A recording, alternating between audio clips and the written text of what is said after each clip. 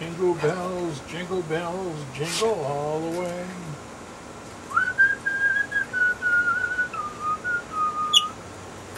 Guarantee you like the whistling better than the singing. Woodturners, I'm Captain Eddie Castle and welcome to my shop. Merry Christmas or Happy Holidays, whatever befits you. Hope you and yours are having a great holiday season. It is Christmas Day afternoon. The wife, the kids, the grandkiddies, the others, and even my loved ones, all been taken care of for Christmas. I've had enough lunch to fill me for a week. I have heard enough family stories to fill me for another week or more. And I'm ready to do some turning and have a little fun. Been a little backed up with work lately, so haven't been on a YouTube cycle, but we have been on a Ustream cycle with making shavings on Ustream TV. Now, what is that? Now, Ustream TV is pretty simple. It's another one just like YouTube. Right now, just pop up, open another window. While you're still listening to me, type in Ustream.com. It'll come up where it says search. Click, type in Makin, M-A-K-I-N, space shavings, S-H-A-V-I-N-S, and then search, and you will see my mug, me, and my channel called Makin' Shavings.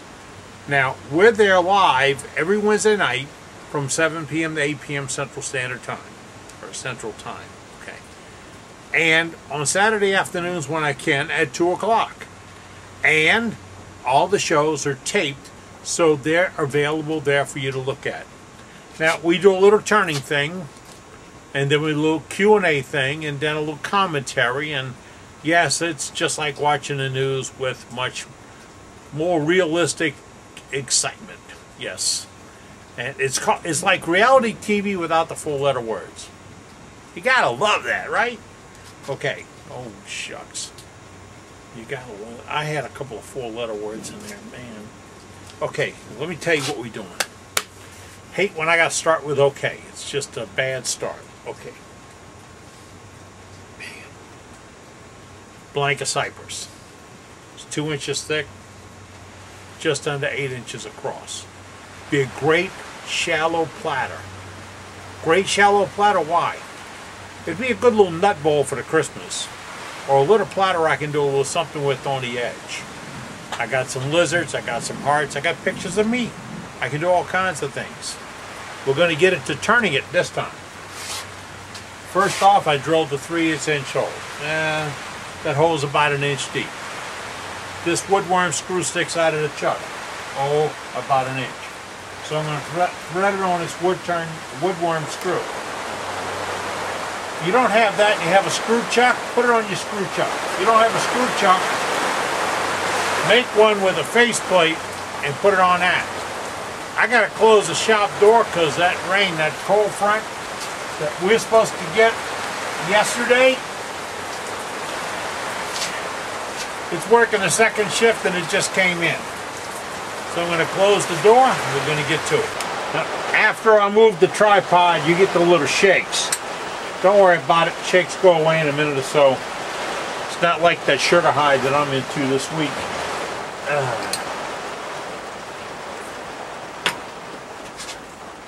I've lost almost 50 pounds in 2012. Feels good. Except the temptation for lunch today was hell on me. Alright, I'm going to crank it up. Whoa, I want to be at about 50% power. I'm going to go find me a center. There it is. Because I want to put my center up there. My tailstock's going to go right into that spot. Boom. This is the bottom of the plate. I'm at about half power. I've done nothing to true it up yet. You can tell that by, you hear that? Because I'm not true. And I'm going to spin this thing up a little bit because I'm between centers. I'm going to spin it up a little bit. I'm going to take a 1/2 inch Ellsworth gouge.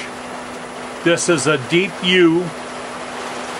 I like the deep U better than a deep V because it gives me more of a rounded corner up here at the top. And it's a traditional grind.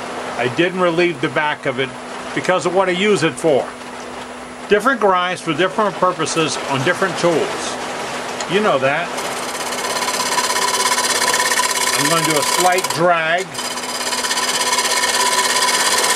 Just what I did, whoa, before I moved you, sorry about that, I made a pass across the bottom. I'd already finished here, I'd already finished the top face. That's all I'm going to do in this turn. Across the bottom, I need to put a socket in for my jaws to fit into. My socket will be based upon my gauge.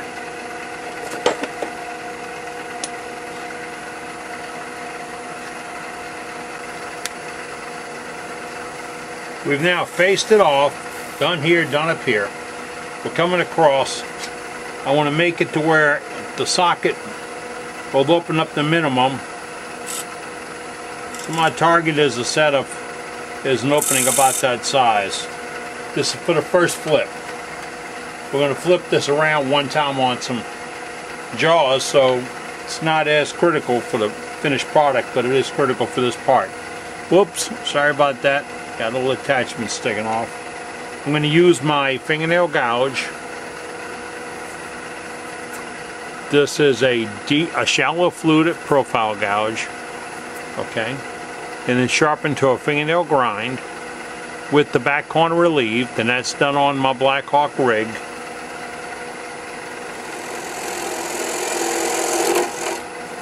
Going to clean this up a little bit.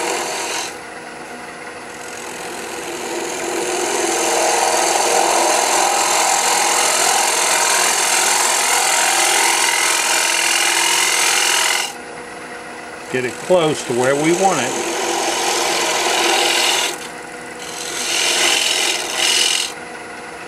Then my skew is ground to match the profile of my jaws. That'll be my cleanup cut right here.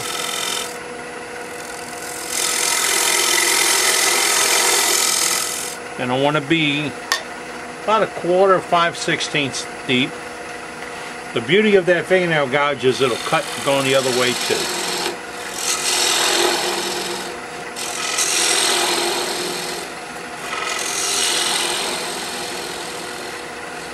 As a young student asked me the other day, are these things like magic? Because I only cut over here and the wood over there disappears. Yep, just like magic. A little bit too high. I'm having to raise my elbow into the outside of my comfort zone. So get to that comfort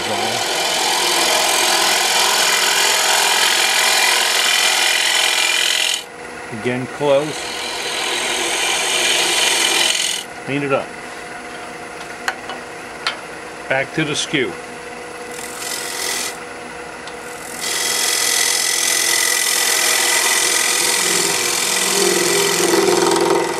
Why the skew? Because I want that undercut.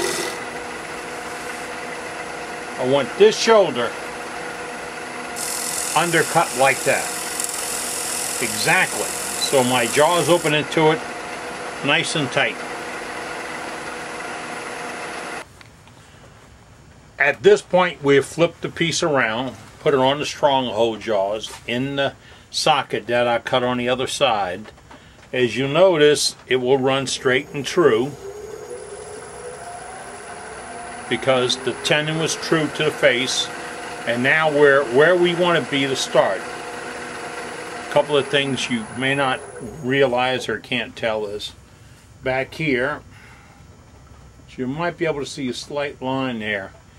I put a depth line to let me know how deep I went in with the mortise, because I want to be about 1/8 of an inch above that when I do the bottom, which means my bottom is going to be on this exact calibration depth gauge. It's going to be all the way up to the number 2. Now don't use this on yours, because your 2 might be different than my 2, but it's a good way to get an idea what the maximum depth will be. And remember, the inside diameter can never, ever, ever exceed the outside diameter. I learned that in math class in the 7th grade. And on a real nice bowl I was turning a couple of years ago. Small Ellsworth. It's 3/8 inch bar. This is made by D-Way Tools. It's got a real smooth sweep U in it. Gives me a nice round corner up there.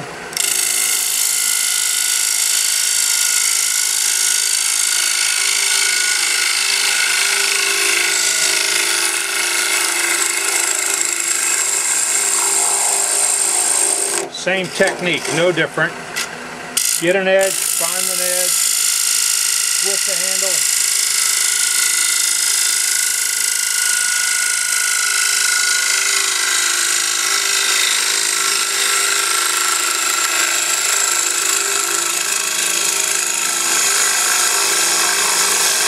I'm working towards a hole in the center so it'll break off right there.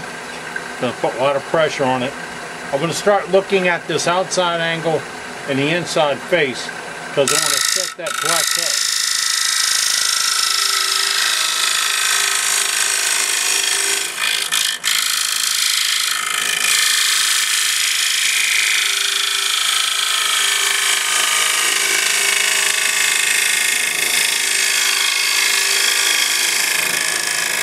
And that's also the inside of the bowl right there.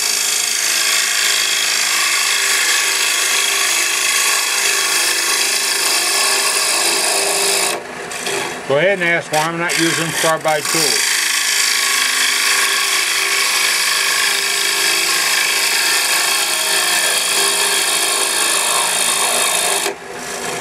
Answer is simple, because they are awesome, they are great, but they're not the solution to everything. And I'm very good with this tool.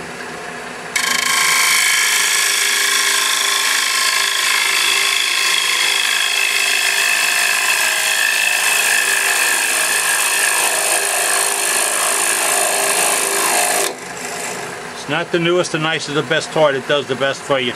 It's the one you are the most comfortable with and the one that gives you the best cut for what you're trying to do that day. I'm going to come from the bottom up.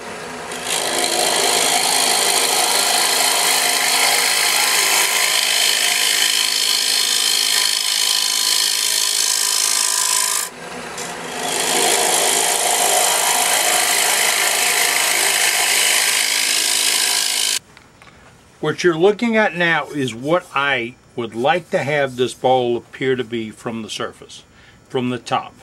I'd like to have a slight sloped face, then down slightly to not very deep, but nice rounded smooth corners. I have this, and I did it all with traditional tools. This is just stopped with the 3/8 Ellsworth. That's where I stopped at. No scraping or sanding or anything at this time. I'm going to go ahead and get one of my self-powered sanders up and put a 3-inch pad in it and start to sand it a little bit. Now, my sanders are real simple. This is a turned handle. The magnet grabbed. Turned handle with a 3/8 inch. My dust avoidance system is an $8 Walmart fan bolted directly above my head. You can see the dust is now going downward.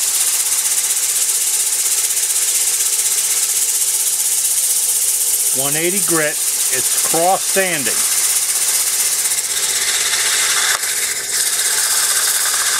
I do want that corner soft, so I don't mind running up on it. And I want to make sure it spins in the flat bottom of the bowl to keep that center flat.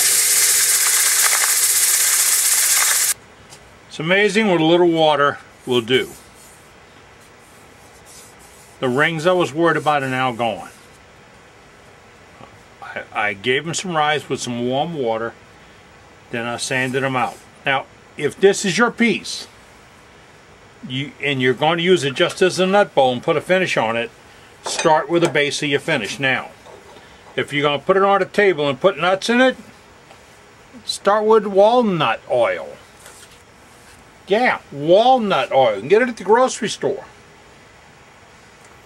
If it got any better than this, you have to come do the turning.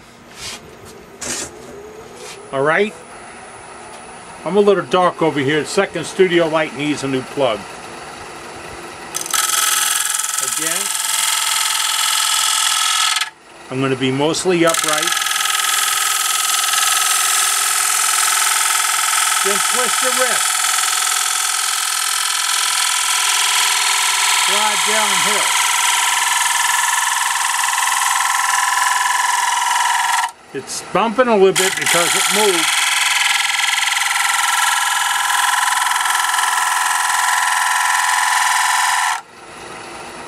All that noise you hear is it moved a little bit. I'm a little bit fatter on the bottom than I want to be, so let's clean up one more time. Again, rub the bevel, twist to turn it on.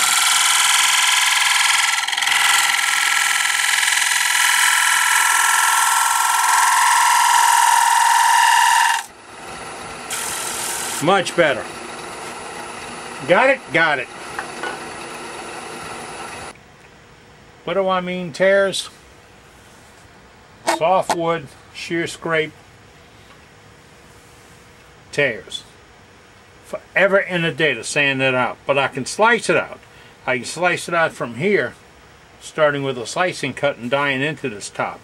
But I can do that with my fingernail gouge. I'm going to put a fresh edge on it using my Blackhawk. I'm using the 2-4-7 math of the Ellsworth jig.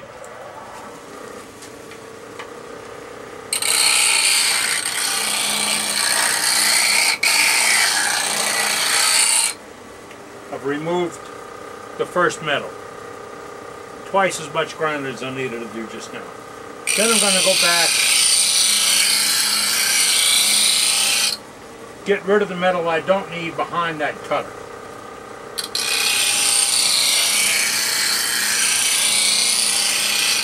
And by the way, you never ever get to where you need that metal. It was always meant to go away. One more time because it got kind of wicked. Move my tool rest. Gonna go in and get a bite, small bite. Twist my wrist slightly to make it cut more. Swing the back of the handle around to follow the curve.